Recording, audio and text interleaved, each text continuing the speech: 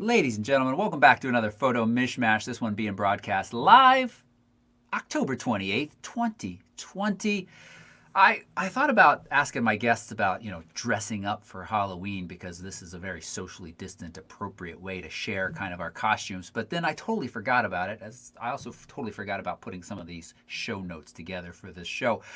But we have a lot to talk about. That doesn't keep us from talking about things. We have a new drone that's going to be announced any day now. I've got all of the full specs, and I've already got one complaint about it. We'll talk about that. I'm continuing to test the EOS R5. I put it head-to-head against my Sony a7 III. So a camera from 2017 versus a camera for 2020. I was a little surprised at the results. Some of that is on my Instagram channel. We also have the whole kind of PPA Professional Photographers of America Image Competition just wrapped up, and our pen members just did outstanding. And I'm so happy to be joined by two guests today, and happy co-hosts that both had experiences with this. And in case, I'm going all over the place at the beginning.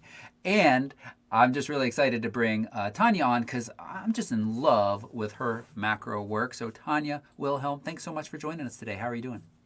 Good. I'm a little disappointed we're not talking about costumes. You not only, it's funny, you kind of do a wide gamut of photography, which is pretty impressive. And recently on your Instagram, you have actually, no, you sent it in. I don't know if you've published that. Yeah, I was actually going to debut that on your show, but then you asked me to be on, so that's better. Okay. Yeah.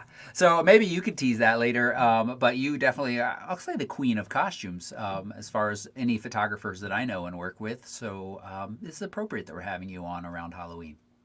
Well, thank you. I do have a pretty strong costume game, actually. So Yeah. So we'll talk. My kids and I do a lot of crazy things. Well, usually I make our costumes out of garbage. So like I cardboard, appreciate that. things like that. Reuse, recycle. Yeah, that's great. Yeah. That's great. Good. And today we are joined by a good friend and often co-host David Carr. David, how are you doing? I'm good, man. I'm good. I have no costume to show, but I'm doing well. It's I always think about getting into the Halloween spirit about the day before Halloween, and it's too late. They don't even have They don't even have those masks that have like the little staples, the rubber band and all that. They're all sold out. Well, I guess it's not too late, is it, Tanya? I mean, I could just dig through the trash and find something. Yeah, she just gave you some great ideas. Yeah. Well, maybe if you have duct tape. I do. If you have duct tape, you're fine. That's true. I've got a lot of stuff. This is about the time of year where people often send me cute photography-related costumes. Like I've seen the working camera. Where a kid is a camera. Oh, okay. They look like a giant camera, but then they have a camera, actual camera kind of hidden in the costume as well, and incorporated with a little Bluetooth printers, so they're printing pictures out the back. There's all kinds of clever stuff out there. Wow. I've always wanted to be kind of an old-timey photographer. I've got one piece of it, an old flash. Oh yeah. But I've never done it. So like you, David Carr, I'm great about thinking about it. I do start earlier than you, but I never actually do anything. So, That whole, the paved with good intentions thing, I guess that's the road to hell. I'm not going to say that, but basically I have a lot of good intentions. They just, sometimes they don't materialize. So, Yeah, I understand.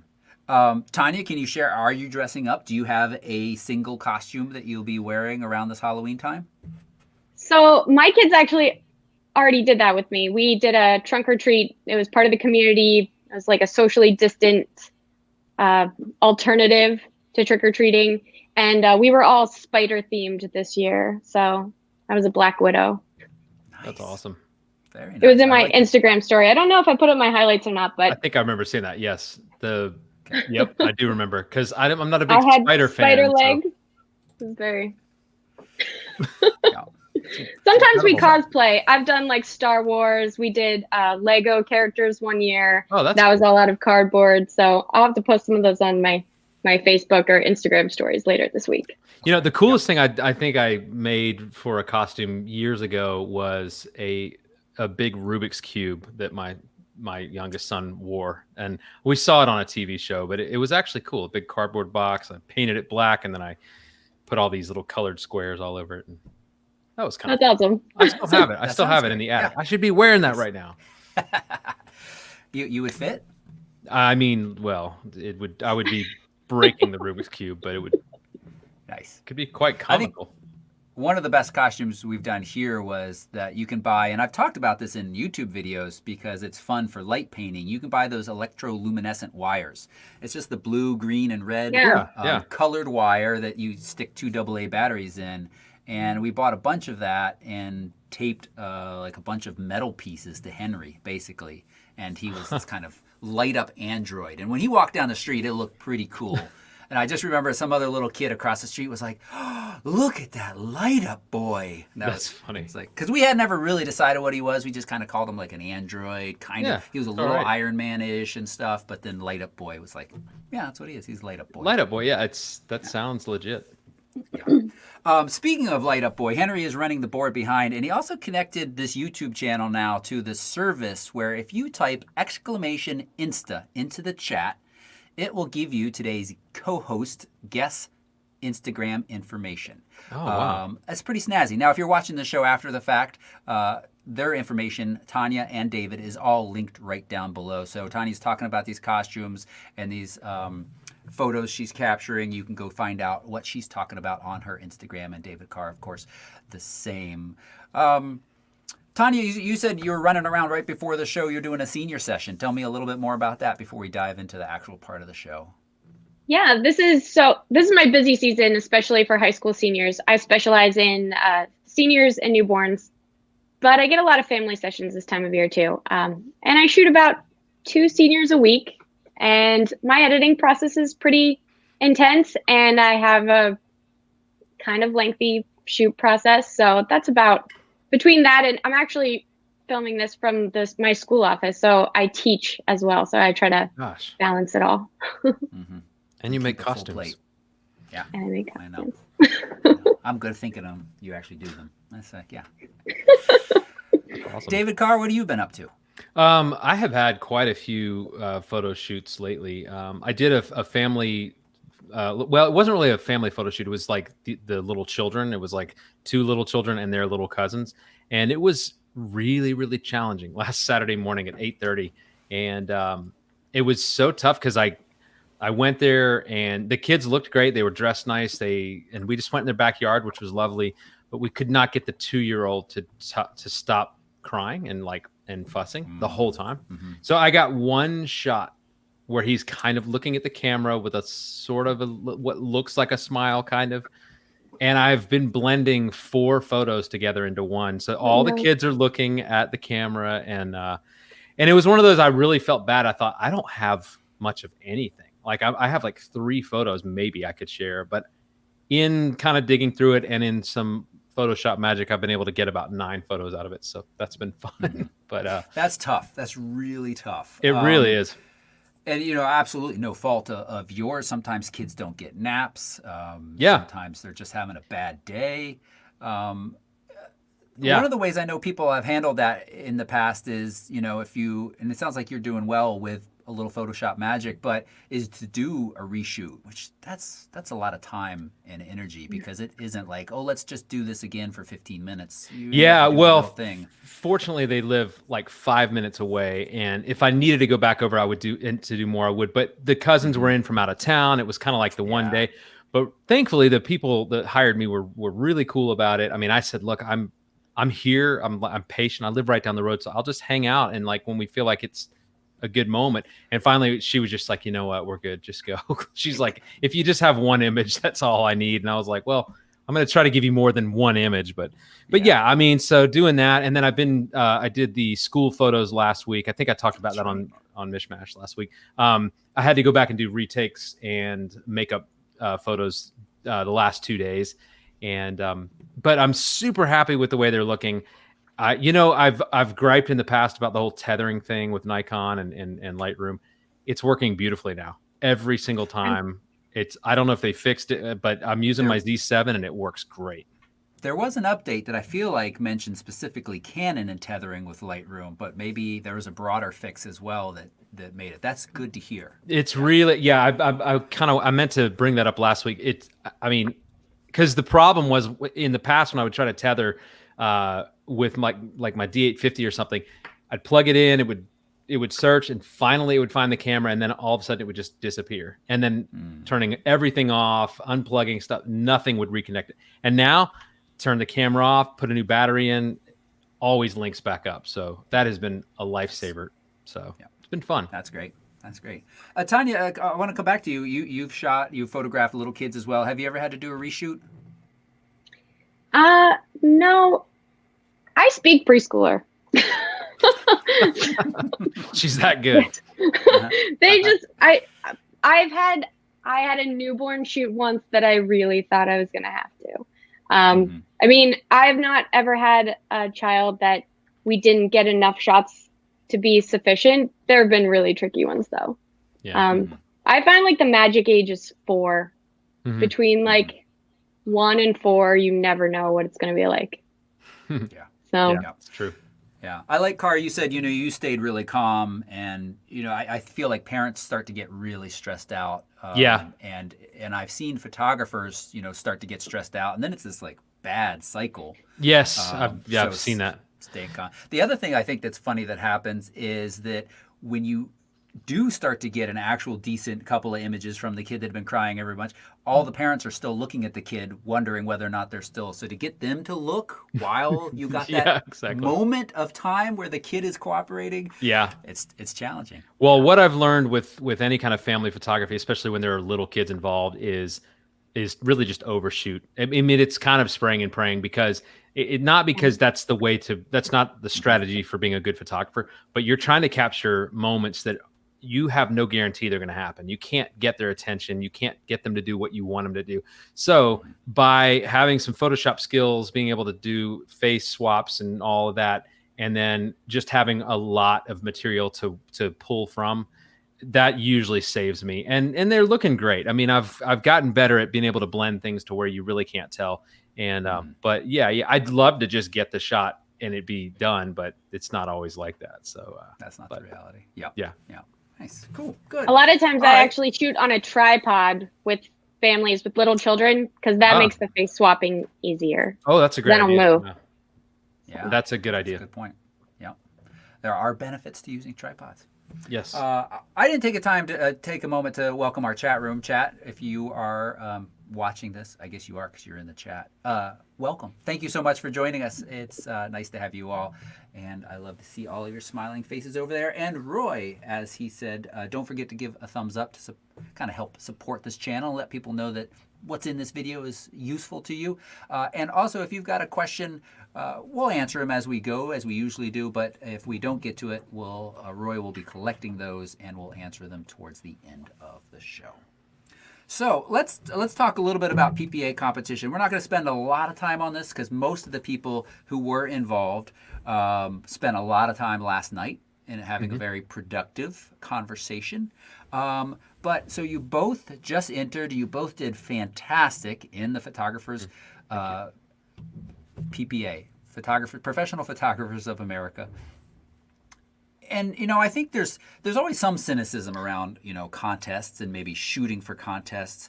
But this is much more than that because of the kind of level of feedback that you can get on your work and the level of feedback you can get leading up to it. David, I want to start with you because I know there's a picture that I want to pull up and talk about with Tanya, but I didn't prepare enough for that with you. But I could certainly pull up a picture or two that if you've got on your Instagram that you wanted to talk about that you entered and did well, and a little bit of your experience of the kind of whole shebang. Yeah, well, this was the second time I've entered in a PPA competition. The last year I did the district competition, and I merited one image. It's an image way back in my Instagram of a mountain lion in Montana at Animals of Montana that, Toby, you've been there a few times. And, it was really cool. I didn't even know what merit meant. And David McKay would say, oh, this thing's going lone or that thing's going. And I was like, what does all that mean? And so now I kind of understand what it means. I entered 4 pieces this time, or 4 photographs this time, and you know, I think what was hard was watching. I mean, I had 3 out of the 4 that merited. So I mean, I'm not complaining at all, because that was great, like just a great feeling, because you're up against, like, it was like, what they say, Tanya, like over 5,000 images or something were being, Yeah. you know, so you've got judges looking at over 5,000 images. That's a lot of stuff to have to compete against. So the fact that anything merited, much less 3 of them, was huge. But I think what was hard was seeing, and I talked about this last night in our chat. It was hard to see one of my images go by and then not get like loan or not get merit, and then the next one would show up. And, you know, we're all biased towards our own work, but I try to be really objective and be like, look, I mean, that if this is a great photo, it's a great photo. I don't care who took it. And there would be other images that would go by and they'd be like, merit, loan. And I'd go, I don't get it. Like, it feels like I really feel like my image is better. And that I don't mean to sound conceited in that. It just was like, it was a hard thing the hard pill to swallow. But talking to Jeff Dachowski last night a little bit, I got a better idea of how those judges arrive at their conclusions. And I also still believe that there is some level of subjectivity, and sometimes you just get a group of judges that are in a different mood, or one of them's in a different mood and can spin the whole thing in a different direction. It's not to say that the whole thing is completely like an exact science. It's not. But I have a much deeper, I think I had a big respect for anybody who gets to be in the position of judging, but I have a deeper respect and maybe understanding now for how they get to those conclusions, and kind of how they get there pretty quickly. So, Yeah, and we should say it's pretty cool. You know, Penn has no real affiliation. The Photo Enthusiast Network has no real affiliation with PPA, but a good friend, longtime friend of David McKay's from his involvement of PPA is Jeff Dachowski, and he is currently the vice president of PPA. So he was in on this call last night, kind of giving you all some feedback and advice. And I think one of the things that's really cool is, you know, as a good group of people through Penn that did really well. And David McKay is really excited about kind of continuing and helping people work towards this goal. Because it's not like you just take a picture, do a little post-processing, and send it off. I mean, you could do that, but to get feedback through the show, through the Option 1 image review, the monthly image reviews, and then also to be part of this group that's going to allow you to kind of continually get feedback leading up to it, I think is really valuable. It is. I think anything that, what it did for me talking last night through everything, you know, talking about my images, talking about everybody's images, and Tanya, you can weigh in on this as well, was like, I feel like it makes me want to dig deeper and be better. There was some stuff that Jeff had to say about one of my images that it wasn't that it's a bad image. It's never like that's a bad image. It's just you get to this place of technical perfection, and if you're not meeting that, and I knew there were some weak spots in this image, this Antarctica mountainscape image. On initial impact, it's great, I think, because and part of that's just because it was a great scene. It wasn't just that I don't say that to like toot my own horn. But it just was a great scene at a great time of day. But there was some stuff I knew was probably, I probably could have done better. And it was almost like I was hoping it would just sort of like pass and like just not, you know, no one would notice, but they did. So, yeah. Tanya, how about you? How was your experience with this whole process? Well, this was my first time, so I didn't have any idea really what to expect. And so all of my images merited, and then I had one go to loan, and I had 2 macro shots and 2 of my composites, and all of those were in the illustrative category. And my portraits, actually, they were unanimous merits, but then they didn't perform well in loan at all. And my macro images were 4-1 from 5 judges, and then they both performed better in loan. So it was a little confusing in the fact that, you know, how well you merit doesn't necessarily mean that the next round of judges are going to see things the same way. And I don't know, but I also feel like when I'm thinking even into next year, like what I'm going to enter, some of the fine art that I shoot, the stuff that that I'm making for me, like it's just never going to be competition stuff. And I'm okay with that. And I'm still going to shoot it because I'm not creating for competition. I enjoyed the competition and I'm going to do it again. I'd like to try to earn my master's with the PPA, but I don't know that's where I'm going to find all my value either. So I think that's a great balance, and I think some people are turned off by the idea of like competing. They're creating art, and their art is what they're happy with, and that's fine. And I'm totally fine with that. And then I think there are some people that really, like the competitive nature of it, and or, as I said at the beginning, kind of opening up the feedback you get. And you kind of mentioned this, Tanya. We should say it's not just, oh, my picture went merit, oh, my picture went lone. This accrues points towards your Masters of Photography title that you can get down the road. It takes you a couple of years. You can only enter so many pictures each year. Plus, you have to earn what do they call them? Points or credits? They're still merits. They're just like service merits. Service merits. I think. So towards and so teaching classes or taking classes and participating in various other ways all can kind of work towards that. So there's absolutely value there, but I think that's a good distinction. It's a good distinction because doing all the different types of photography I do with portraiture and weddings and then doing the landscape and wildlife stuff on the McKay tours. I can't always put on my competition hat. I can't be editing every wedding photo. Like this has to enter PPA and I've got to make sure that there's no like fringing on this edge or something. I mean, I just can't think of everything in that way, obviously. But when you know that you are going to a competition level, you're really like, okay, I have this photo I really want to enter and I want it to compete. Well, then it just pushes me, hopefully it pushes everybody who enters to get better at their editing, get better at their shooting, get better at their selecting. And I really think that's one of the biggest things was, we talked about it some last night, was like choosing which images, because just because one is technically all there, it may not be the most interesting subject. It may not, you may not have been quite in the right spot to get it exactly like what would make it great. Even if you nailed focus and you nailed all the other stuff, a photograph is like, there's an infinite number of ways to create it.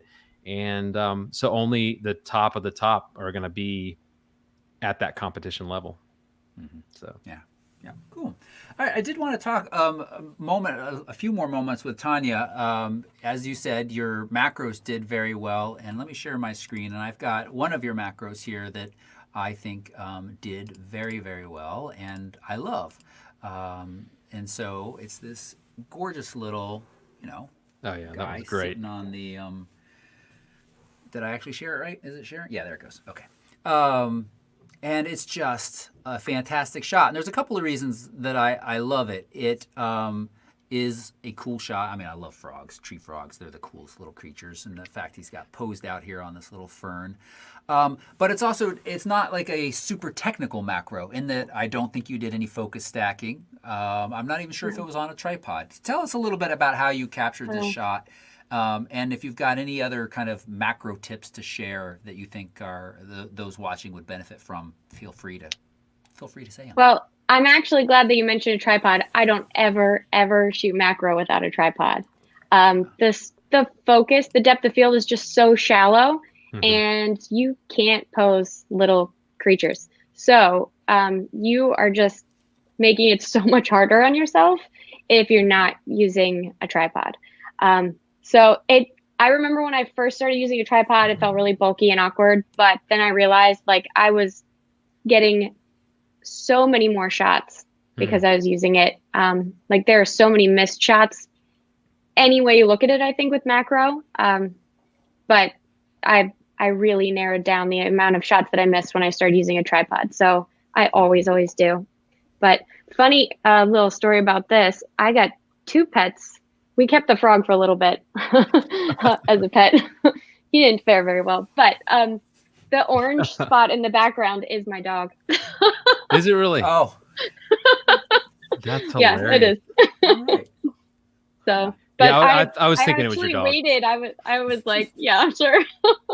He was very far off in the background in the yard in the grass, and I took 2 shots, and the one I actually moved to get him in there because I just love the gradient. So it's a little unusual. Cool. Yeah. It is. Yep. It adds a nice little kind of spot of color. It Which would does, otherwise yeah. be a little bit more uniform feeling. Well, and it almost like reflects up from the bottom left. You kind of see reflection of the orange. Kind of, it looks like on the underbelly of the frog, and then on the bottom of the fern. So it's nice. Yeah. Yeah. So Thank what you. the little bit of color in the background caught your eye. What kind of other things are you looking for as you're working with your macro? Well, a lot of times it's waiting for the creature to kind of, like, he kept moving around a lot, and I'd have to sort of move him back down to where I wanted him. And so a lot of it's being patient and waiting for the timing. So I usually have to get a couple of test shots, get all my settings ready to go, and then I wait for the creature to do what I want. So Nice. it's a lot of patience. Yeah. And what are you shooting with? Camera and Oh, lens? so this actually was my first macro shot with the Z7. Uh-huh. So Cool. I was That's very awesome. pleased Nice. with that. Yeah. Nice. But my lens is a Sigma 150. Okay. Yeah. And so you were using that adapted on the Z7. I was, yeah. Cool. And, I think the question always kind of comes up with, I don't know, Tanya, if you've dabbled with other focal lengths in macros before. Did you start with like a 35 or a 50? Right to the 150? This has been my lens. Yeah. This has just been my macro lens. I love it. It's a 150. I didn't realize that was even a thing. It's kind of old, I think. Okay. I've got a 105, but yeah, it seems like Yeah. sometimes having a longer reach would be even nicer. So It is nice, So, especially for things that fly. yeah, yes, I guess so. that's the key, because the longer your lens, the further back you can be and still get that 1-to-1 true macro. Yeah, sure. All of the lenses, even like a 35 macro, can still get as large, but you are going to be right up on your subject. Yeah. And as Tanya said, if it flies, it's going to fly away probably. Yeah. Or turn its butt to you, as a bunch of ladybugs were doing earlier this spring. I was trying to photograph. They just turn around. It's like they really know. Yeah, they don't. They're like, don't take pictures of me. Yeah. Because they're ladies. That's right. Is that what they sound like, Carr? Yeah. Well, all the The ladies or the ladybugs? all the ladies, all the teachers at the school that I was photographing, it's like every one of them. Oh, make me look younger, make me look skinnier, take away my wrinkles, and you have Photoshop, don't you? So I've heard it all. We can get a great philosophical discussion about that, but Yeah, that's for another episode. That's right. That's not an episode I think I'm qualified to lead a discussion on, but it's No. sad. I feel. All right, let's move forward in this show and cover, let's see, a couple of other things. What do I want to talk about? Well, I think let's just dive right into the part where you all have submitted to us photos. And if I'm not talking to you, you might not be a PEN member. I'll just remind you very quickly, if you're watching the show and you're not a Photo Enthusiast Network member, one of the many benefits you get is to be able to submit images to the show and get real and valuable feedback to them. And as part of your PEN membership, that's actually just one small piece of the way that you can get kind of feedback and evaluation of your image. And similar to what you said, Carr, no one ever tells you your image sucks. That's not even what the judges in PPA say. That's just not helpful, and that's not Right. what we do either. Right. But we're looking for creative and constructive ways to kind of help you improve your image. Sure. So let me share the screen properly now for this and dive on over to Lightroom. We've got a nice collection of images this week, and we'll just start right here with Kevin's Zion sunset from a trip he did there about a year ago now, almost exactly a year ago, Kevin. And it's very similar to the shot that Timmy captured when he was there with me a week or so ago, 2 weeks now, but it has much more of fall colors. Yeah. And I also think you shot it wider. So, first thing I'm going to do is just kind of, I'm a little bothered by this kind of mess down here. This is a little bit bright and distracting and different, and it draws my eye down into this area. I don't know if you guys feel the same, but I'm torn because as I come up away from that, I feel like I lose some of that nice leading line of the water. I do like the curve of the water. Yeah, it's funny because everybody sees things differently. The branches didn't really bother me so much, or I don't know if it's branches going into roots or what, but whatever. It didn't bother me so much just seeing it small on the screen. It kind of just added this context of like nature, but I would say maybe you could just darken that area a little to where it's not drawing your attention so much. Sometimes there will be areas of a photo that are not the most exciting part, but they're part of it, and you don't have to completely get rid of them, but you can just kind of take the brightness down a little bit so that your eye isn't drawn to it as much. It's something you kind of just find later. But I gotta say, man, I really love this image, and I'm trying to find stuff to be critical about or to like critique. And I know it's a saturated image. I know it has it doesn't look HDR to me, but it looks very edited in the best sense possible. Like I know it didn't look like this on the back of the camera because I know, I've done this. But I really like it. I don't know what it is. There's something about the color spectrum and the leading lines. The clouds look great. I don't know. It's hard for me to find something to critique at this point. So I actually talked to him about this one in option 1, and I do believe there's a sky replacement done here. Okay. And I just told him to watch the halo. There's a halo up on the ridge, and I actually don't know so much if it's a halo from dropping in, or if that's just where the clouds ended up being brighter. So I told him if that was the case, I would just manipulate the clouds so that the darker part was behind the trees. But also if you zoom way into the center, there's just a tiny bit. And I think if he tightens that up, I think that sky was a really great choice. Yeah. That's true too there. I know that's hard to see probably on YouTube, but you definitely have that line as you just mentioned and that halo up there. Yeah, I'm seeing that now.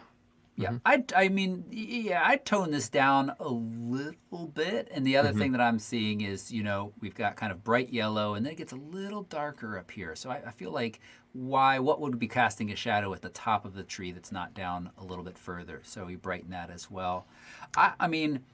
I can see what you're saying, Carr, about maybe leaving that in and just darkening it a little bit. But I also think, there's a fantastic composition somewhere around it in this vicinity as well. Sure. I mean, the depth to this image is very nice, and the way that falls off back there is quite nice. I think sometimes for an image like this, what it is when it initially pops up, I just go, oh, wow. Okay, so like somebody's on the right track here. I mean, there's nothing that's immediately standing out that's like, oh, okay, we got to work on this. It is. I guess it comes down to more of the details. So, but yeah, I do think it's a fantastic. It's definitely 99% there. I think it's great in my opinion. Nice. All right, we're gonna move on. Caitlin Barker has I think this is a portrait of Adam. What do we think? Let's see. I mean, I like the silhouette kind of effect, but I'm wondering if there is any detail there, or maybe it's the kind of thing where you really accentuate the silhouette and maybe go black and white with it or something, or I guess there's a little detail. It's just a dark photo. And if there could just be a little more separation between the silhouette and the clouds. I like the silhouette. I think she could crop this in tighter too. Just definitely maybe come down from the top. Maybe. Yep. There's a certain point at which there's nothing that changes too much above in the clouds, so we can come down. Yeah. My comment is, when you're photographing people and you're composing an image of them, you usually don't want to kind of chop them off at a joint. And the rock is doing that for us right here at this knee. And I feel like that's creating a little bit of an awkward intersection. And this is where, Caitlin, maybe if you'd come up a little bit more, so you shoot from a higher, and then he would be down into those clouds a little bit more. He would be above the rock a little bit more, and you would move above this kind of brushy stuff that's intersecting the horizon there. But otherwise, I think it's a pretty cool shot. Yeah. One thing that I can't stop seeing, though, is one ear. Because of the way he's angled, this ear is so nicely silhouetted, and we're missing the other one. And maybe, you guys can let me know if I'm being too picky, but maybe that is, I feel like it's throwing me a little bit. Sure. She could Photoshop that out. Yeah. Or Photoshop it onto the other side, which would be funny. If do you a little flip. Actually lightened it, you'd probably have to Photoshop. Because of the way his head's turned, it would probably Photoshop onto the back of his head or something like that, which would be a little weird. But really cool sunset. And I love a good silhouette, and I like, that you've got him with his camera. Yeah. Pretty cool. Absolutely. Yeah, Nice. it is cool. All right. Eric has Maria Island, Tasmania. And I want to do one thing to this image right away. Either of you want to guess what that is? Flip it. Black and I'm not white. Steve. No, not Steve. Black and white is what I was going for. I know it's always I was thinking this. Look at that. It's already timeless now. Yeah. Although why has it come up with such a yellow tint to it? Oh yeah, it kind of does look. I thought that was on my screen, actually. Nope. It's because Eric used the new color grading panel down here, which Oh, yeah. apparently works on top. So if we turn that off, then we got a pure black and white. And the reason I think going black and white, obviously you did, you carefully kind of edited this with color in mind, Eric, but the colors don't really do anything for me. Yeah. They're not like magical colors. They're kind of these kind of muted colors. Yeah. And immediately black and white without the color grading turned on.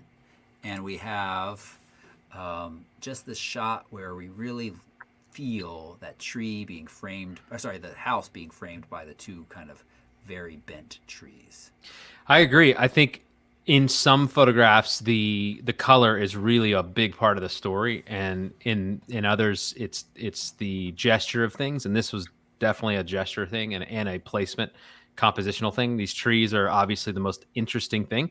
If all you had was a picture of the house or whatever this is, that wouldn't be an interesting photo. But now that you have these really cool trees, it just adds this element of intrigue. And but without there being anything beautiful happening in the sky to add color, or really nice grass or something, you're drawing the viewer's attention to the shape and the composition and that gesture of those trees, and the color is just sort of almost just unnecessary, I think, at this point. So I like it. Yeah. So for me, Go if ahead, this Tanya. was mine, I would have to clean up just a couple of the bare branches on that at the top of the tree. Yeah, and right at the very top, just so it's a little bit more uniform with the other one. But it's a preference that I would need to do. Yeah, and I agree with that. And then it's doing terrible though, so just stop and do it in Photoshop. But the one other thing that I'm seeing is this. I think this is a contrail coming right out of here. And since there's no look at that. other clouds in the sky except for a little fuzz over here, I would take this out. And just remember, you can. Gosh, it's being slow. You can draw a line with a spot removal tool, but then of course you have to line up to make sure little bits. And again, you should just do it in Photoshop, because just look. I mean, I just can't. Photoshop is getting so good with content aware removal, and Lightroom is not. And I know, John, I think I saw you mention this in the last show, John Mayfield. When are they going to combine Photoshop and Lightroom? And I don't think that's anytime soon, because they work very differently. The engines manipulating the pictures are very different. It would be nice to have some of that Photoshop functionality baked in, so that spot removal for one. If we could just have that little bit of that engine in there, that would be nice. Yeah. Yeah. But a cool shot, Eric, and I really like the thoughtful framing here. Yeah, definitely. Yeah. All right, Roger Hunt sent this in. Roger Hunt is usually known for his fantastic bird photos, but I love when he tries other things as well. And he's got this leaf floating on this water. He messaged me and said he's struggling with basically this brighter area. Anything that he's done to try to make it less bright starts to just kind of feel muddy. And I haven't, let's see, you sent in a JPEG, so we're going to be kind of limited in what we can do with it, Roger. I can see what you're saying, but I also want to say that I love this image. I do too. I do too. I was staring at it for a while earlier. Yeah. I can't remember where he posted this, but this is just really, well, it's so funny. I don't know if you guys watched any of the judging of IPC, but like a third of the images were either named Tranquility or Serenity. Yeah. And some of them didn't match. This would match with that. But one of the things he could do, I know for competition that probably would be an issue. I don't have an issue with that bright spot personally, especially because it intersects with your focal point. But if you can't fix this in Lightroom, you can actually change the blending mode with your clone tool to darken. And then you can clone, and it will only darken that area to the area you've selected for the clone tool. And then you can change the opacity, so you're doing it in very light layers. Okay, So yeah. that might be a way to correct that, but I would also duplicate the layer. And then if you get a little heavy-handed, you can mask out around the ripple of the leaf and on the leaf. Yeah, I was going to say, I mean, my go-to in a situation like that is usually a clone, not a clone stamp, a layer mask, grabbing an area that is kind of the tone and the color you want, dragging it, copying and pasting that area, dragging it over the bright spot, hiding it behind the mask, and then painting in that color. And then you can kind of go back and forth. You can paint it, unpaint it. And I mean, that's one way to do it. Then you can blend it with your opacity. There are multiple ways to arrive at that, but it can be done. But I know what he's struggling with, because there are times when you just keep working it, and it just doesn't look believable. You just can't seem to mimic the texture of the water or the tones, and so it can be very tricky. Yeah. And actually, that was a good point, Tanya. because you could use you could add another layer that's like a color layer, and you could either try the color blending mode or another blending mode that would just darken it in that highlight. So those are good options too. Definitely. Yeah, I was going to try to do one of those, but you guys overwhelmed me with all of that. So I'm just going to say, I think other than it's only right here, Roger, that I really feel like it's getting bright enough to be distracting. I'm not bothered by this over here, and I think maybe because what you said, Tanya, of it's intersecting, and then you just latch onto this leaf with so much texture. So if you could work on that area right there. Let's just for fun real quick see if we throw the patch around it and drag it, how well it will do with that edge. I like the patch tool. Not bad. It needs some cleanup along this edge here, and then you will need to figure out, kind of getting it into this area here, kind of blending that a little bit softer. And then that's when you're starting to talk about, some of the options with masking, and then being able to kind of carefully and slowly paint back in to soften that a little bit more. Yeah.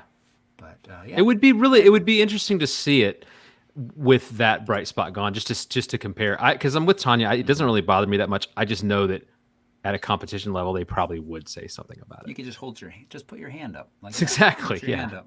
Close one eye. Yeah, I think it improves. It does improve without that really kind of bright edge to it. Yeah. Cool. All right, moving on. Chris Bartell, Oregon Coast Sunbeams. I know exactly where she took this. This is a cool spot, and with all of the fog you get often on the coast, pretty good stuff. Yeah. This is a D&G, so she's already done some editing to it, and I'm pretty happy with what you've done.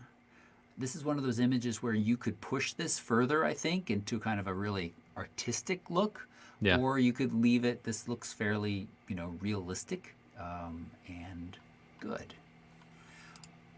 One thing I'm noticing, a little bit of chromatic aberration around those brighter areas. You're shooting straight into them. So we want to make sure that remove chromatic aberration is checked, and that should help. And if it still shows up, what you can do is go manual, get the little dropper, and find that purple fringing. That's what that chromatic aberration is. You can see how well it shows up under the dropper when it super magnifies. Click it, and now it's gone. Put the dropper back. And Nice. so if you were going to print this, and especially if you're going to print this larger, take the time to do that. But be careful. This isn't doing anything magical other than removing purple. So if you had a cool subject in a big purple dress right here, they're suddenly going to lose most of their color. So you have to watch out for that. But if you don't have any natural purple in here, it's just a chromatic aberration. That's a super easy way to remove it. Definitely. Any other suggestions for this image? What do you guys think? I think this is a great example of capturing a good quality of light. I mean, Yes. the light's fantastic. Yeah, it is. And I think this is one of the situations where the light is the subject. I mean, more than anything else. But you can't just have it's sometimes you'll see really cool light. You'll see it doing this through the trees and you're like, "Oh, I'm going to take a picture of this." But then it's kind of like, yeah, but everything else around it isn't framed right, or it's not, the fact that you have a road here that with these leading lines taking you right into the middle and curving is just a nice touch to that. It's very intentional. And I think Toby's right. Maybe playing around with it, you can create something a little more artistic, or maybe upping the texture or the clarity just to see what those types of effects do. But there's a lot to play around with. So Yeah. And if you wanted to add a little bit more kind of fog up at the top, you decrease your clarity as well. So Yeah. a lot of different options there. Nice, Chris. Sue Stevens has autumn leaves. autumn leaves. So one of the things, if you're watching this and you're not kind of in the PPA world, you are expected to have images you submit for PPA to be virtually matted. Or, I mean, in normal years, many people are submitting actual prints, and those prints need to be matted. And so then if you're submitting them virtually, you virtually mat them. And that's what we're talking about here. And I believe Roger has one example of that. It's a very, very subtle, basically just a stroke line. Just on the image itself. That's one example. I don't think anybody else had that. We certainly don't require them. And you want to make sure it never takes away from your image. And Sue, you've got these gorgeous, colorful leaves here. And I notice those, but then I'm immediately drawn to that heavy black line, double black line around the edge. So if you're going to do a virtual matte, I would encourage you to be really subtle about it, and just a little kiss of color and matting that really kind of works to your benefit. Yeah, it almost would be cool to see what that matte would have looked like in orange or yellow. Not the matte, but one of the stroke lines or the something. Stroke lines, yeah. Just so to kind of take some of the color from the image. Yeah, that's something. I am a doing. bad influence when it comes to visual presentations because I don't like them. Why do you say that? I'm not a fan. Oh, of the mattes. Yeah, I have voiced that several times in pen, and I know I have to use them essentially for competition. Although I was really hoping that David's image, his one would go to loan because it didn't have it. Oh, which one? Mine or? Yeah, David? Okay. no, yours. Did you have? Wasn't your iceberg one? So That didn't have the. two of my images did not have. Actually, no, 3 of my images didn't have mattes at all. Oh. And so, I was rooting for you there. yeah, because I really struggled with it. I was trying all these different things. I'm not used to doing them, and I haven't done a lot of competing, so I was having a hard time really liking any of the matting I was doing. And so I was happy to see that 3 out of the 4 did merit 2 of those without mats. So it, I think you have to look at the image and say, does it need it? Does it help it? Because it can actually take away from it. And so I don't know. And I know there are different schools of thought on that, but it's just, yeah, if it's taking I didn't away. realize that you could submit without. I thought they had to be. See, I thought so too, but in processing my images, one of the 12 merit, one of the 12 elements that they look for. So, interesting. Okay.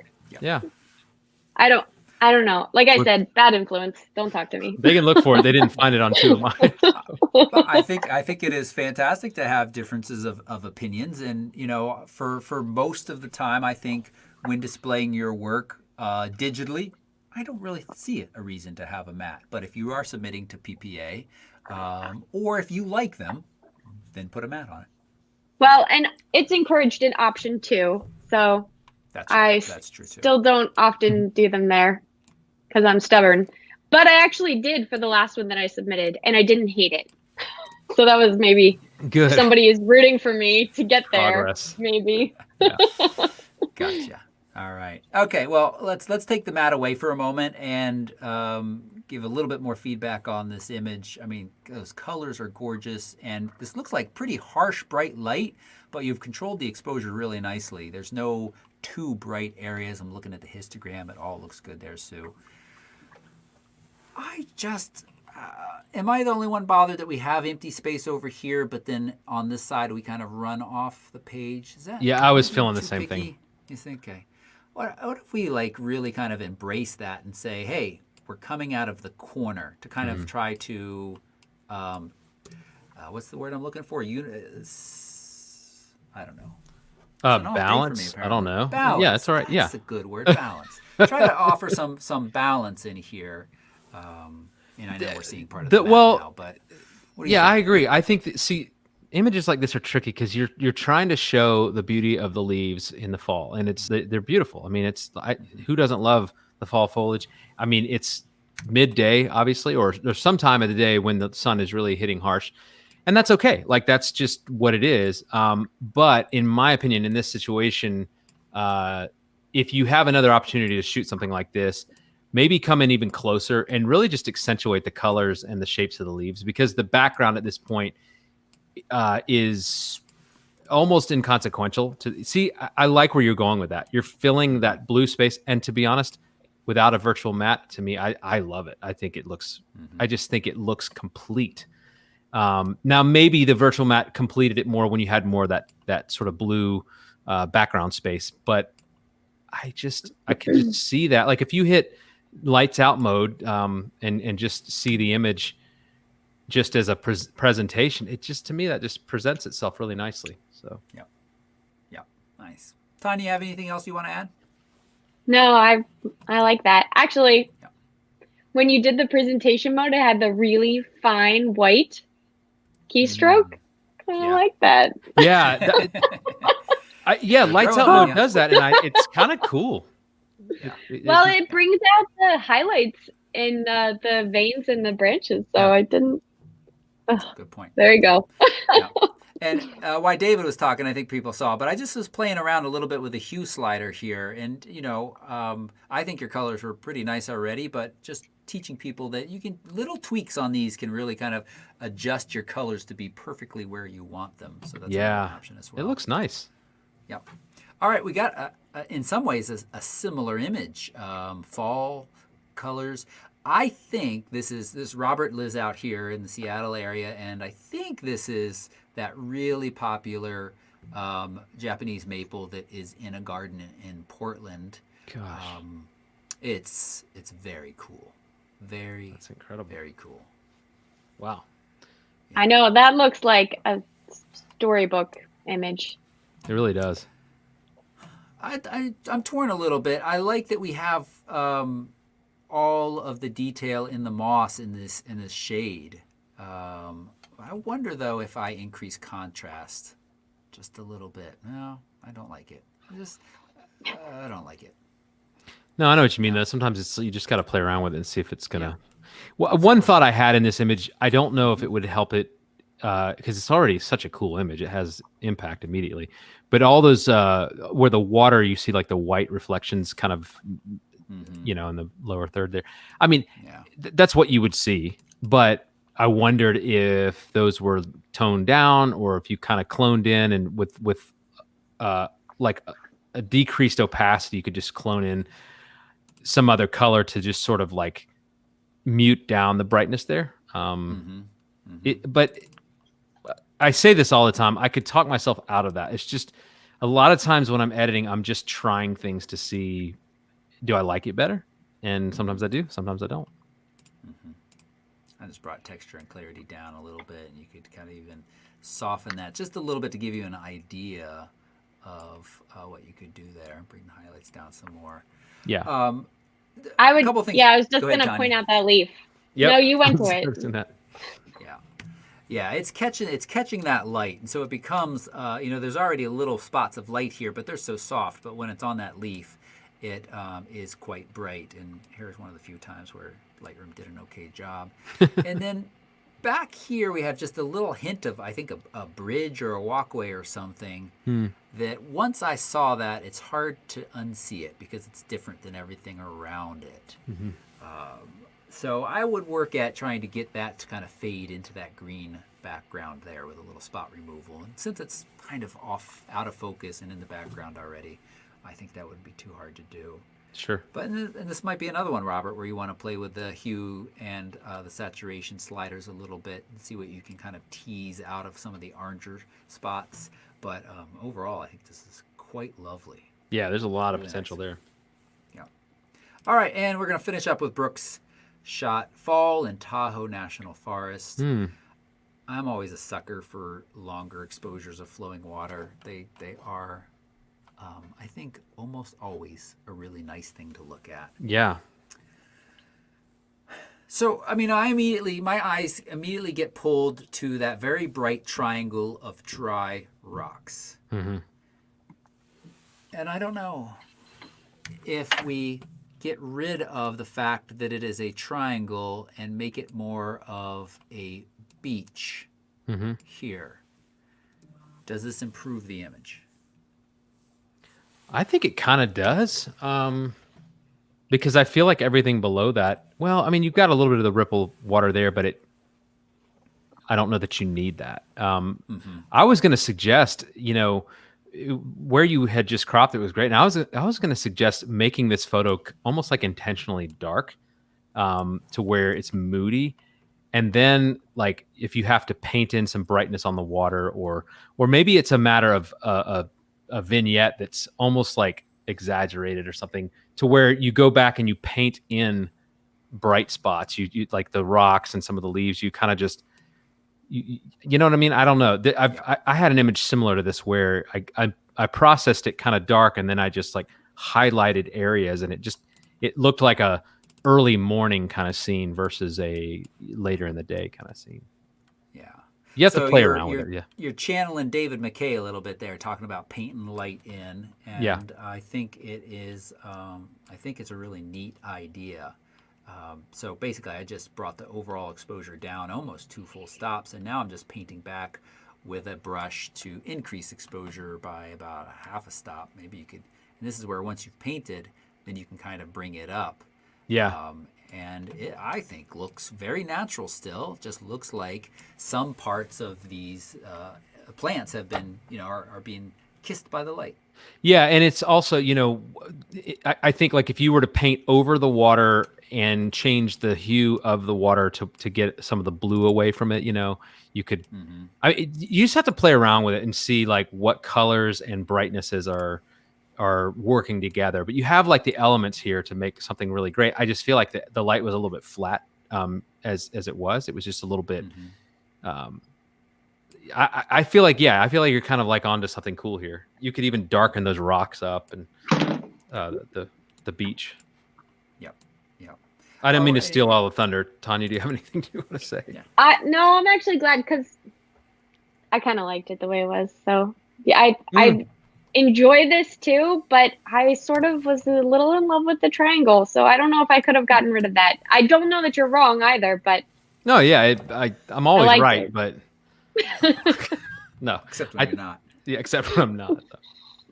I'm much less bothered by the triangle now that we've brought the overall exposure down. Yeah, me some. too. Yeah. It doesn't stand out to me as much. And I think removing a little bit of that blue from the water, you could both paint that on, or you could work through the hue HSL sliders as well. Yeah. So yeah. It's kind of two different stories depending on the crop, I think. Yes. Yes, it is. I think you have options for either. So, all right. Hey, everybody who sent pictures in, thank you so much. I really appreciate that. I know it's not always easy to put your work out there in front of folks, but I hope you got some valuable feedback. And if you're watching this and you'd like to be able to submit images in the future, consider joining Pen. We are running a special this year, just $24 for your first year. You get access to hundreds of hours of videos on Photoshop, Lightroom, photography, posing, business, how not to drop your camera. That was Allie's quick tip the other day. And you might say, well, what? That seems silly. But it's actually full of some good advice. So it's worth taking a look at. So consider joining. And let me take us out of Brady Bunch mode. There we go. All right. And you can find out more about that at photorec.tv/pen. And if you're watching and you haven't hit that thumbs up button, this would be a great time to do it. Thank you for doing that. What are we going to chat about next? Hey, I've got two Nikon Z owners right here in front of me. That's right. Tanya and David. The Model 2 is out for the Z6 and the Z7. Early reports showing some improved autofocus. Let me ask you both how you feel about the autofocus in your cameras now after a couple of firmware updates, and how tempting is it to upgrade? We kind of talked about this last week, but knowing that there are some autofocus improvements, I want to talk about it again. So, David, we'll start with you. What are you thinking? Yeah, I mean, at this point, I'm not, in everything I've read, I'm not feeling like a tremendous amount of pressure to like upgrade. I will say in doing the school photos, the way I was shooting, it was a white backdrop, and I was lighting it up with LED panels. And then I had two lights in softboxes, two strobes. And one of them I had the modeling light on. And if you don't know what a modeling light is, it's basically just a constant light that stays on in your strobe, and it allows you to kind of see where the light's going to hit. Also, if somebody's wearing glasses, you can see if there's going to be glare and all that. It just really lights up the face until you hit the flash. And my Z7 was struggling at times to find the eye. I was using eye autofocus because I'm like, why not? And I mean, 98% of the time it worked great. But if somebody had a darker complexion, sometimes it was just not finding the eye. And boo-hoo, eye autofocus isn't working. But it was just frustrating because I'm like in that mode and I'm like used to it. And then I'd be and then look, and they're like three of them are out of focus just slightly. So I wish that was a little bit better, but it hasn't been bad enough for me to just want to, like, number one, to ditch the whole Nikon system, and number two, to just like, get on a forum and slam everything that they're doing in the mirrorless world. I just think it's not perfect. Some cameras do it better, but it's not like it's a slouch. David Carr, don't be a reasonable individual. You don't belong on the internet. You need to have like this, do or die. This is the worst or this is the best. It's one or the other. There's no middle ground. Yeah. Well, I know that seems to be how it is, but yeah. Tanya, how about you? Are you tempted to upgrade, or how have you found? You've been shooting with a Z7 now since May-ish, is that right? Yeah. I love it, and I essentially just upgraded to that, so I'm not tempted. But yeah. And I just purchased new strobes, so the new camera body isn't happening for me right now, but eventually I would like my backup to also be a mirrorless. Sure. So, but if I waited out a little bit longer, it's just going to keep getting better. So, yeah. And I'm so happy with the Z7 that I can't imagine needing necessarily an upgrade at this point. Yeah. And you let's go back to your portrait session. You said you were shooting earlier today, senior session. You making use of the Z7, and are you using the IAF and all of that? Yeah, I actually haven't touched my DSLR pretty much since I switched. So I hate to say that, but it's kind of sad. Well, I know. That's exactly what happened with me. Was I did not get the Z6 to be my new camera when I got it, a year and a half ago. I wanted to do some video stuff, and I knew it was capable, and that I could use my Nikon lenses with it, and then maybe eventually I would like it for photography. And then I ended up just like, that's all I wanted to shoot with. So it's interesting. Yeah. And we should say, for anybody who wasn't watching last week, we kind of covered, it's more than just autofocus improvements. You do now have 2 card slots. You do have slightly improved video. But those are really kind of all of the improvements. So they're noticeable and could be significant to some people, but in general, they're pretty minor. Yeah. And I have to say, and I said this last week, I'll say it again, I say this pretty much every camera release, very rarely is it worth it to go from one model to the very next. I mean, who am I to tell you what to spend your money on? But usually the improvements are fairly minor. There are always exceptions, but usually, No, I think you're right. And I'm really holding out for, because I think all the manufacturers are going to release like a super camera in the next year or two, like with a battery grip built in and an insane battery life and 20 frames per second and at high resolution. I mean, that's the rumors that are going around. Nikon's got, the rumor is that they might have up to a 60 megapixel camera. I think using that Sony sensor that's in the A7R4, the rumor is that it might be that sensor and like 20 frames per second with a battery grip. So that is like, I don't know what else you could want in a camera if it's got all of that, so.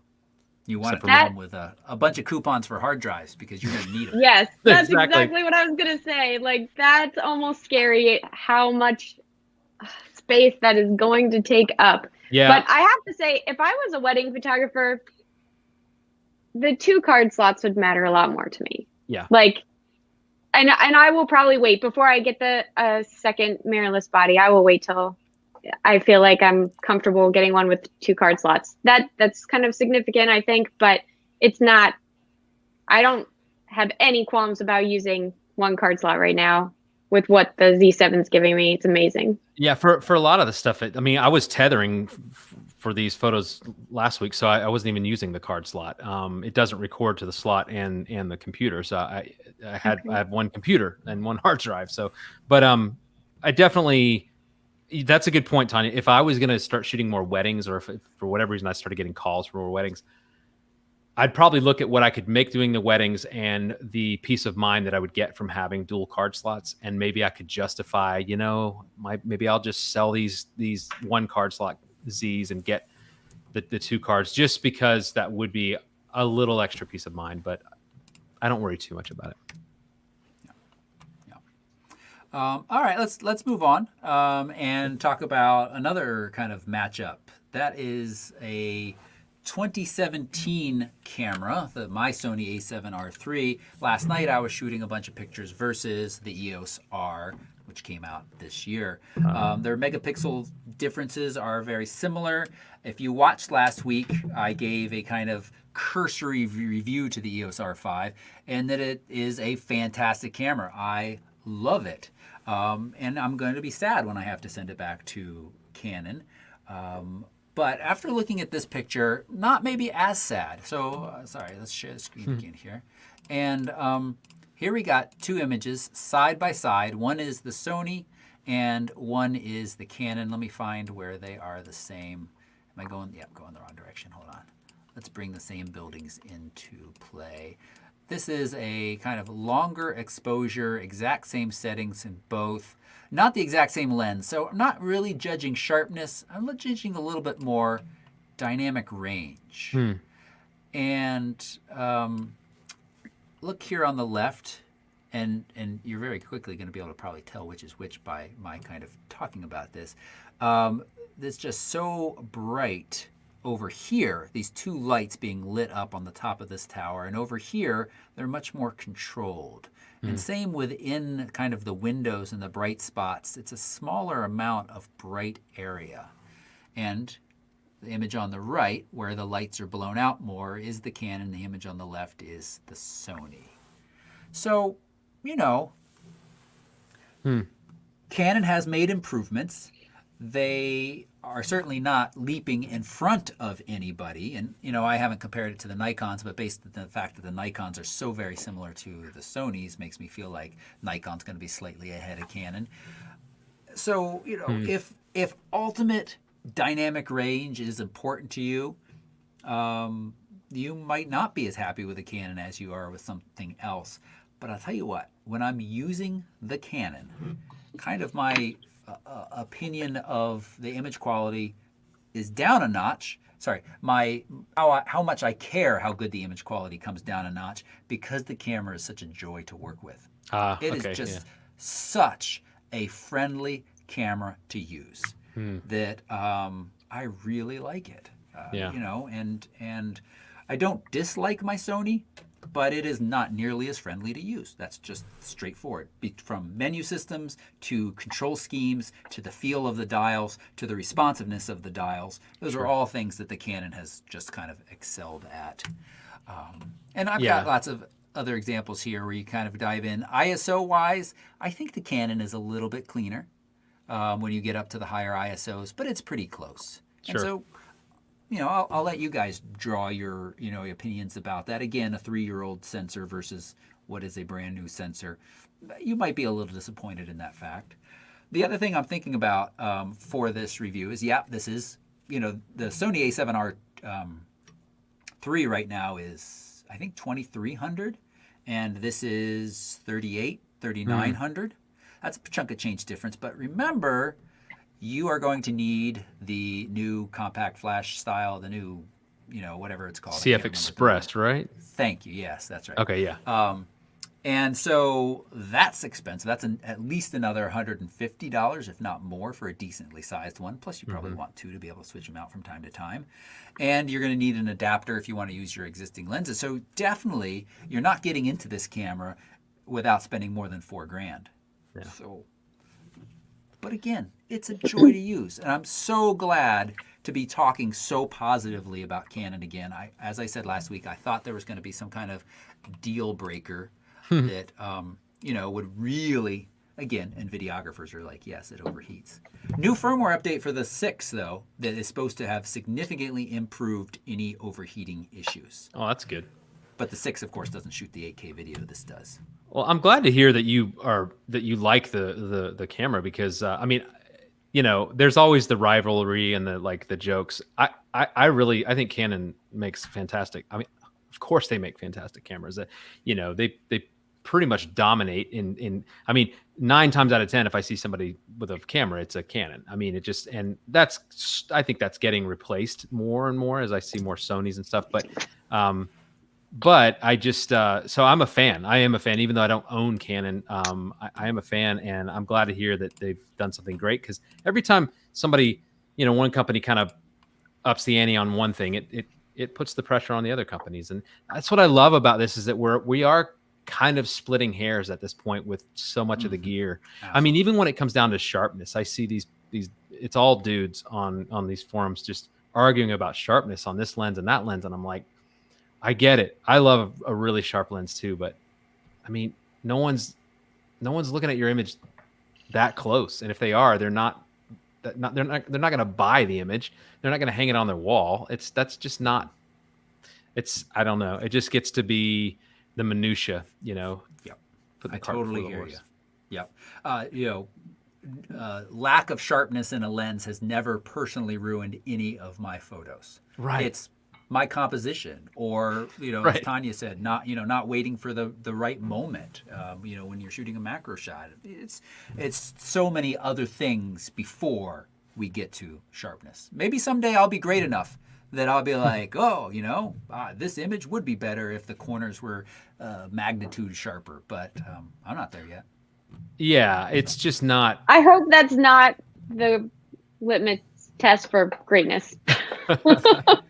Because I'm not going to get there. Well, I always say, if you can get it, obviously, the more perfect you can get the shot. We should always be striving for that. But sometimes we do put the cart before the horse, and we're like, above all, it has to be sharp. Well, no, above all, it needs to be a great shot. It needs to be something compelling that you would put on the wall, and people would be like, I love that photo. They're not going to be, I love it because it's so sharp. I love it because it's this beautiful face or this beautiful mountain or, oh, and it just happens to be really, really sharp. That's a bonus. But it's so often, I think, in tech land, we're just like, oh my gosh, it has chromatic aberration, it has this, it has that. And it's like, those should be a little further down the priority spectrum, in my opinion. Yeah. Yeah. At the same time, I don't want to talk myself out of a job. You know, I recognize that if you're about to plunk down $2,000 worth of cash, you want to know if lens A, B, or C is going to give you the best results. That's absolutely. There's value in kind of being aware of this, but absolutely the pixel peeping to the level of like, you know, the nth degree. Yeah. Yeah, and that's all I'm getting at. Yeah. But Sounds there's good. a difference between researching what you are looking for and constantly feeling the desire to have to upgrade to the very best thing.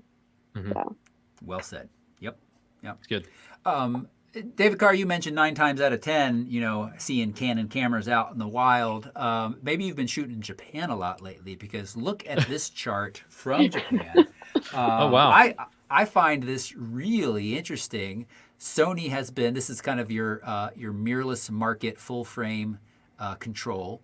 And Sony, of course, was dominating for the longest time because they were the only mirrorless full frame on the market. And then you started to see some other cameras released and Sony's dominance drop. And now look at Sony continuing to decline and Canon really pretty significantly increasing. It's almost a little bit like a mirror. So you can clearly see, I think you can interpret from this chart that there were a lot of Canon users. They adopted Sony, but then as Canon started coming along with actual viable mirrorless cameras, those shooting Sony gave their cameras up and went back to Canon, or that's splitting interesting between them. And Nikon's in there; they're just kind of been chugging along. About the same. I mean, they're up from where they released, but that's not. They aren't flatlining like Panasonic. Well, I said, yeah, it's hard to see here. Panasonic has been flat forever, and now a little bit of an uptick with that recent S5, SR5. I don't even remember. You know, again, as I reviewed their S1R last year or 2 years ago, you know, it's a fantastic camera, but limited lens selection or what you have is incredibly expensive, and you can't, like you both are adapting lenses from your DSLR Nikons, and Canon is allowing that as well. That's really helped, and Panasonic just doesn't have that. And sure, you know, I'd love to see them kind of continue up. There's room for everybody, and as you said, David, it kind of makes everybody improve. Yeah, I mean, it is interesting to see the discrepancy between like the Canon and the Nikon numbers there. The lines. I guess what I mean when I say I see Canons all over the place is I kind of have this little running joke in my mind whenever I'm like out photographing a family and I'm in a location where there are a lot of other photographers. I always see these other photographers. I'm like, and I just go, Canon. I guarantee you that's a Canon. And then I see the red ring and I'm like, Canon. And then I bet that's a Canon. And so I'm always surprised when I meet somebody who has a Nikon. And so I feel like special. But all that to say, the rivalry and the joking aside, I mean, whatever's getting you the results you need, if it's working, I mean, just use that. I mean, I don't really care.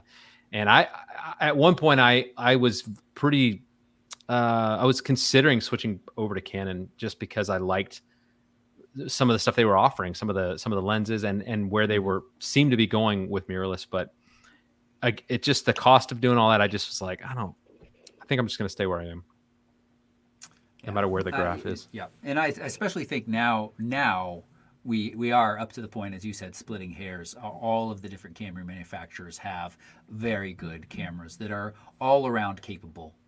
And you don't need to switch brands if you want to. Sure, if that's something that makes you happy or you're enjoyable, or there is a specific feature or function. Yeah. I struggle to think what that is these days, but I think they're all producing great cameras. Yeah. Let's move on and talk a little bit about new drone coming. So here sitting on the desk, of course, is this Mavic Mini. This was the drone was released last year. It's special because it's 249 grams, which means in the US you don't have to register it. The Mavic Mini 2, they're going to shorten the name and just call it the Mini 2, is just days away from being announced. I think it's going to be officially announced next week. My information is based on leaks and unboxing videos. Some people have already somehow gotten their hands on this. I think Best Buy accidentally is selling it a little bit early. So I don't have any information from DJI themselves. They don't comment on products that haven't been officially announced yet. But it will shoot 4K.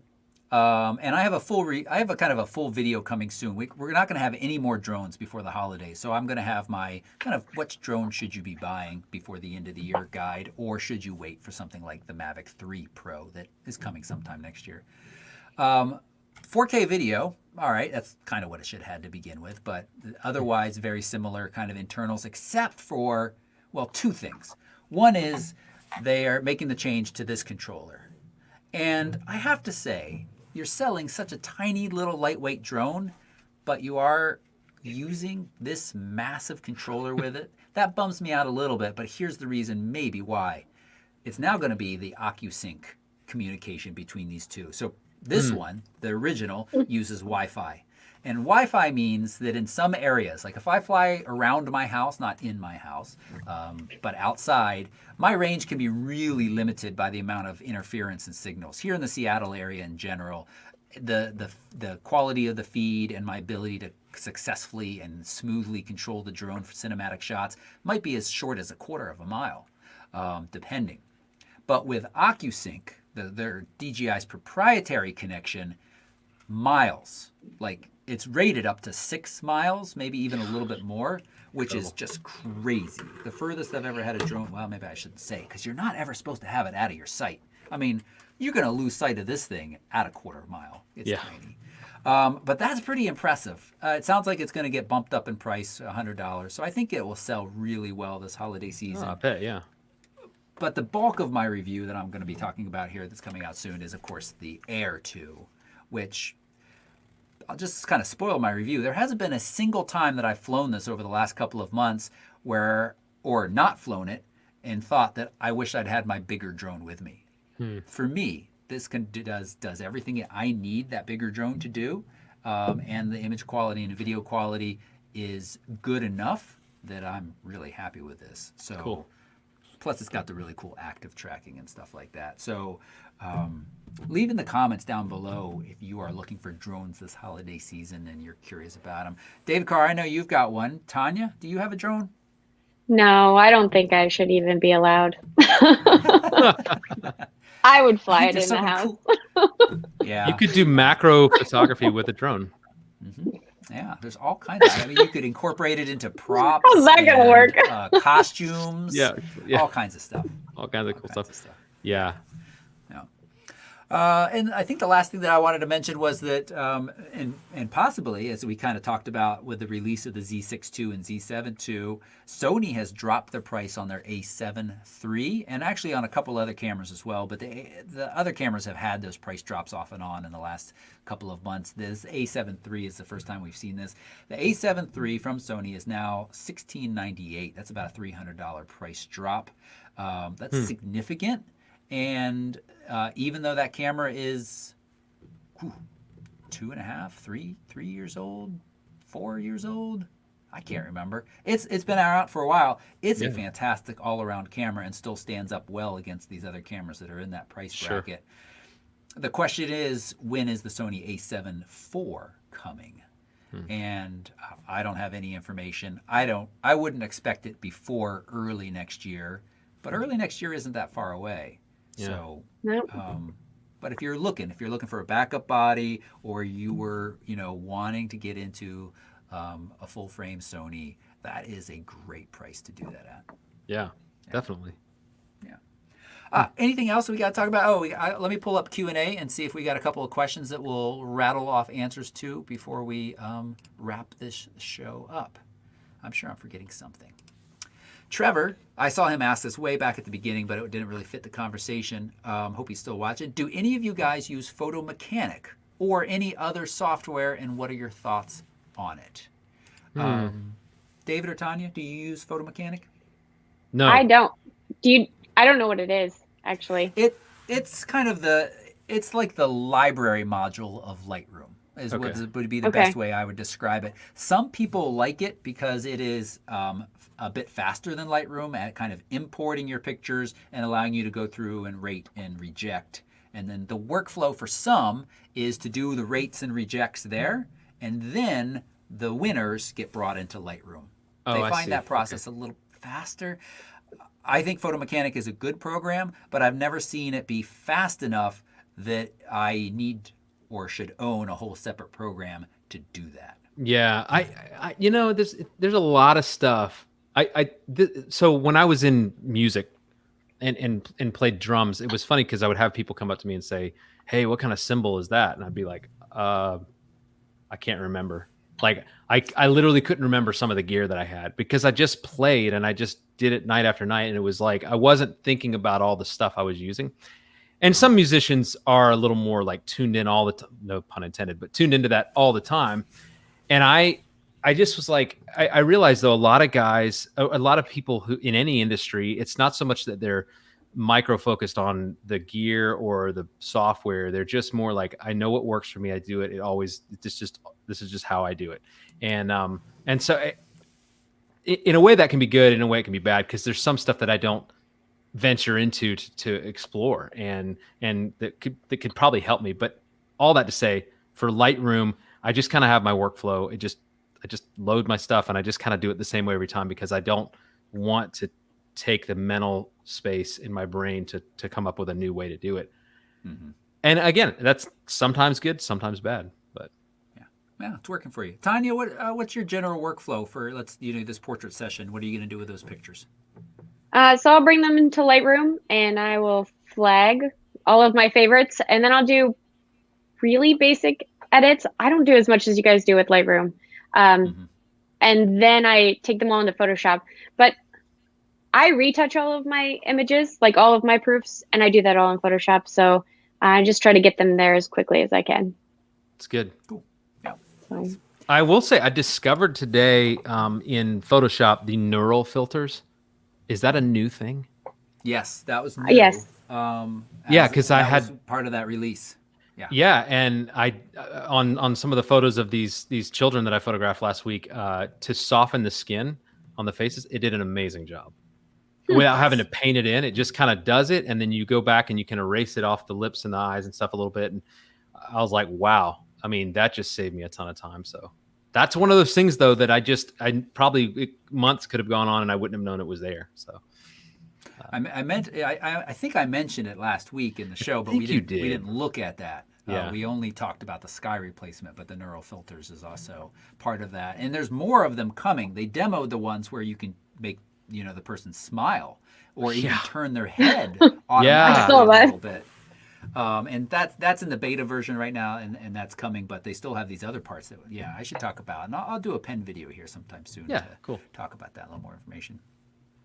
Tom Boggs was using Lightroom the other day and found it was really lagging. He was wondering, was it his computer issue or was it something to do with the cloud and large amounts of traffic?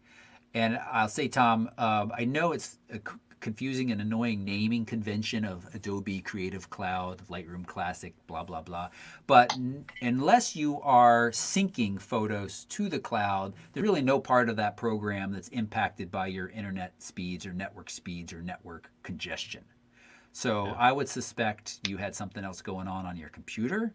And I mean, there are times where I feel like Lightroom, every other release, Lightroom seems a little faster, and then the next release, maybe it wasn't, and it's slow again. And I'm feeling like right now, I'm not seeing a lot of speed improvements and maybe even a little bit more sluggishness.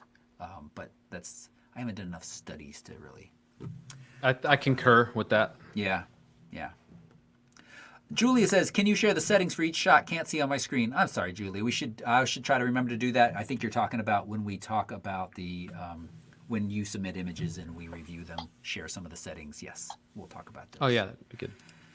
And then Steve Pressman, he was on my Zion workshop, which, by the way, if you're watching and you're interested in going to Zion and the Narrows with me next October, I am collecting email addresses before I publicly announce the official dates for that tour. And you can go to photorec.tv/Zion to put your name in the ring. But he had an image that I was helping him with, and then just kind of felt like he exported a copy and looked at that copy next to Lightroom's copy, and it had way more. It was an astro shot. It had way more stars in it. We were like, why are there less stars inside Lightroom than outside Lightroom? And what I just noticed is that there is way less noise reduction outside Lightroom. So here's the scenario, and I haven't had a chance, Steve, to go back and really think about this, but you've got an image in Lightroom with all of its settings. You export. No settings change. You're just making a JPEG, same size, and then you put them next to each other. And right now, the one that gets exported has way less noise reduction done to it after it leaves Lightroom. Do you guys have any idea what's happening there? I don't. I will say, Lightroom, I don't, Toby, you would know more about this than I would, but I know that the way it renders the images, you know, if I'm in Lightroom and I'm looking at the image and it's sharp and everything's great, and then I go to Photoshop, it looks better. It always looks better in Photoshop. Or if I'm in Lightroom and I hit the F key for full screen, I've been doing that a lot lately just to really check the image, because I feel like then it comes alive. Then it's like in its fullest glory. And I don't know. I don't know if that's along the lines of what you're talking about, but I know it's there's you know, you got the library view, which uses a slightly different engine for displaying. Then the develop module is where it's supposed to load the full image, right?